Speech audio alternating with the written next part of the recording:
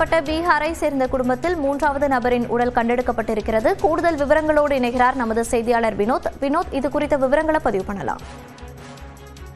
சென்னையில் பீகார் மாநிலத்தை சேர்ந்த கணவன் மனைவி அவர்களது 2 வயது ஆண் குழந்தை என மூவரும் ஒரே நாளில் கொலை செய்யப்பட்ட சம்பவம் பெரும் அதிர்வலை ஏற்படுத்தியது.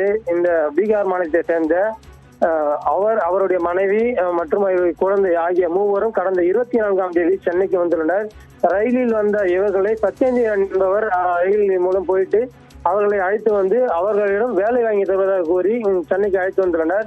சத்யேந்திரன் மற்றும் லலித் ஆகிய இருவர் இந்த சென்னை தரமணியில் உள்ள டிபிடி என்கின்ற அரசு பாலிடெக்னிக்கில் செக்யூரிட்டியாளர்களாக பணிபுரிந்து வருகின்றனர்.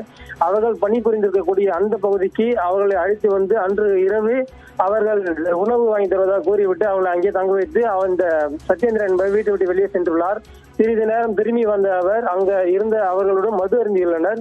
மது அருந்திய போது இருவருக்கும் வாக்குவாதம் ஏற்பட்டதாகவும் அப்போது கௌரவகுமார் என்பவரை கொலை செய்ததாகவும் அதே போல் அவருடைய மனைவி அவரையும் கொலை செய்ததாகவும் அவருடைய 2 வயது ஆண் குழந்தை மூவரையும் கொலை செய்துவிட்டு குழந்தையை பக்கிங்காம் கால்வாயில் மத்திய கலச அருகே உள்ள வீசியதாகவும் அந்த கௌரவகுமார் அவருடைய உடலை அடையார் பகுதியில் வீசியதாகவும் இந்த கண்டெடுக்கப்பட்ட பெண்ணின் உடல் தரமணி பகுதியில் உள்ள ஒரு குப்பை தொட்டியில் வீசியதாகவும் அவர்கள் வாக்குமூலம் அளித்ததை தொடர்ந்து கடந்த 3 நாட்களாகவே பெருங்குடி குப்பை கடையில் சுமார் 75க்கும் மேற்பட்ட காவல்துறையினர் உள்ளிட்ட சென்னை மாநகராட்சி ஒப்பந்த ஊழியர்கள் உடலை தேடி வந்தனர். தற்போது அந்த உடலானது தற்போது கண்டெடுக்கப்பட்டுள்ளது. இந்த உடல் கண்டெடுக்கப்பட்ட நிலையில் நேற்று இந்த கொலை வழக்கு சம்பந்தமாக 3 பேரை காவல்துறையினர் கைது செய்து சிறையில் அடைத்தனர்.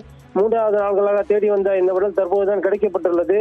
வேலை வாங்கி தருவதாக இந்த சென்னைக்கு வந்த இவர்கள் இங்கு கொலை செய்யப்பட்ட சம்பவம் பெரிய ஒரு பரபரப்பையும் அதிர்ச்சியையும் ஏற்படுத்தியது.